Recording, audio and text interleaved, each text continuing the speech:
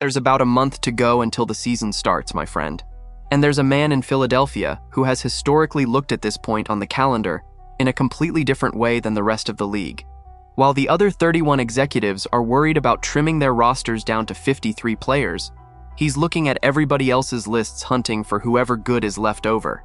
Last year, between the month of August and the first week of the regular season, he closed 4 deals. 4. And now a very specific proposal has started circulating, and it involves a reunion almost nobody had thought about before. And the detail that makes this idea interesting isn't the player himself, it's the relationship. Because the proposal doesn't come from statistics, doesn't come from desperate scarcity, and doesn't come from a big name. It comes from something that rarely shows up in trade analysis. The trust one specific coach has in an athlete he already knows deeply, from 4 years working side by side at another franchise. That's the axis of this story. If you're a die-hard Eagles fan, hit that like button right now and subscribe to the channel, because this proposal has 3 names involved, each with a different function inside the reasoning, and there's an internal contradiction in the idea that virtually no analysis is pointing out. I'm going to show you every layer of it. Let's start with the man at the center of everything, and he isn't even a player.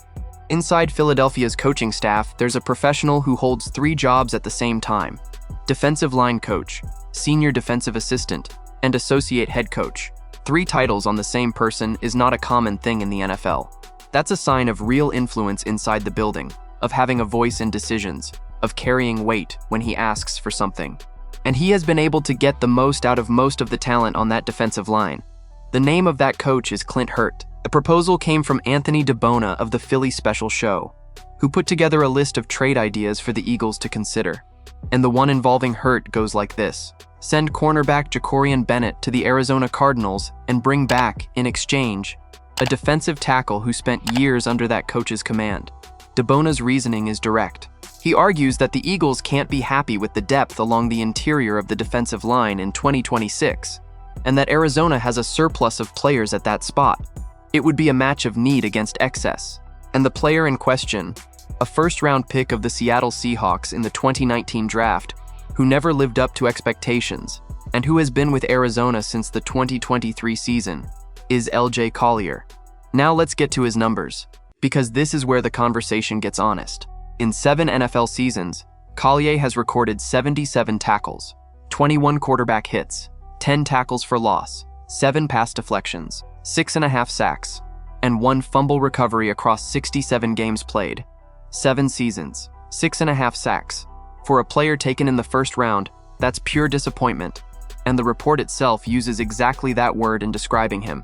And last season was even worse. He took the field in only 4 games, totaling 6 tackles and 2 quarterback hits. The reason was a knee injury that cost him 13 games. In other words, the player being suggested as a depth addition is coming off a nearly lost year and needs, himself, a bounce-back season. So why does this idea exist at all? Because of the history with the coach. And here the details matter. From 2019 to 2021, Hurt was Collier's defensive line coach in Seattle. And in the player's final season with that franchise, in 2022, Hurt had already been promoted to defensive coordinator, a job he held for 2 years before coming to Philadelphia. That extended time together is what supports the proposal. The thesis is simple.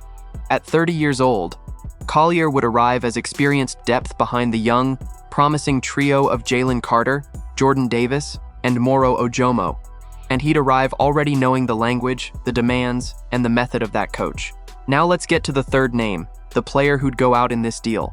He's a cornerback and, according to the analysis, he would hardly land a spot on Philadelphia's final roster, because that group is simply too crowded, with names like Jonathan Jones and Mac McWilliams playing well in camp.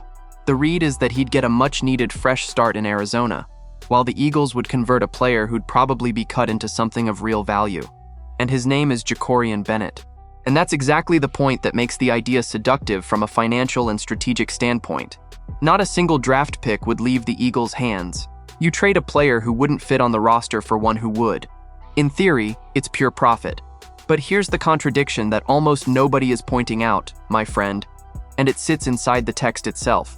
The proposal starts from the premise that the franchise can't be satisfied with its interior depth. But the analysis that follows, in that same report, states exactly the opposite, that Philadelphia's defensive line already has plenty of depth behind Carter, Davis, and Ojomo.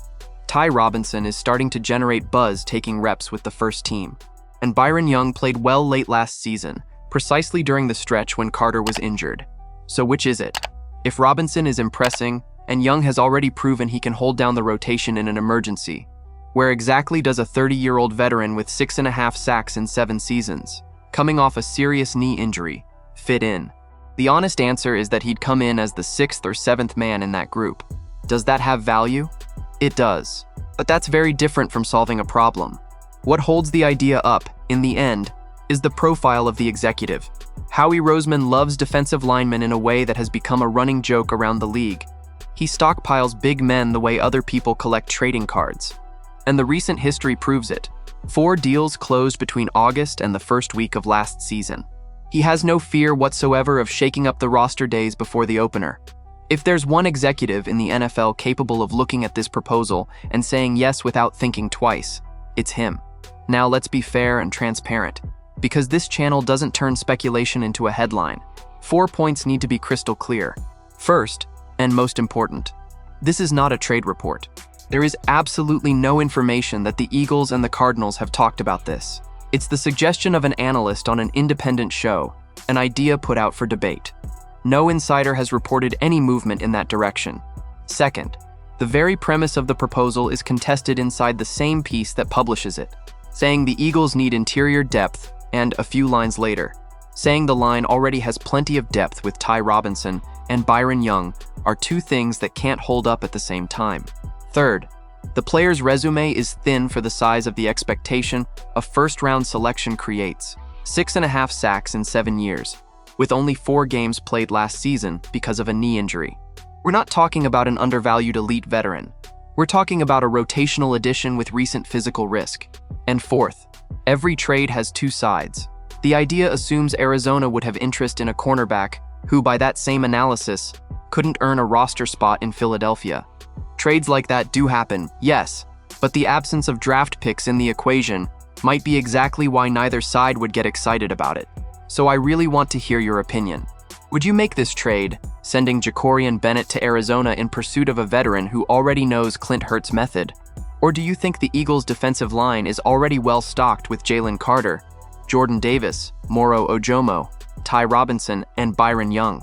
And going deeper, knowing that Howie Roseman closed 4 deals between August and the opener last season, which spot on this roster would you actually want him to address before the first game, and why? Drop it in the comments. I want to read what you think. Don't forget to hit that like button and subscribe to the channel. I'll be back later to update you with the latest Eagles news.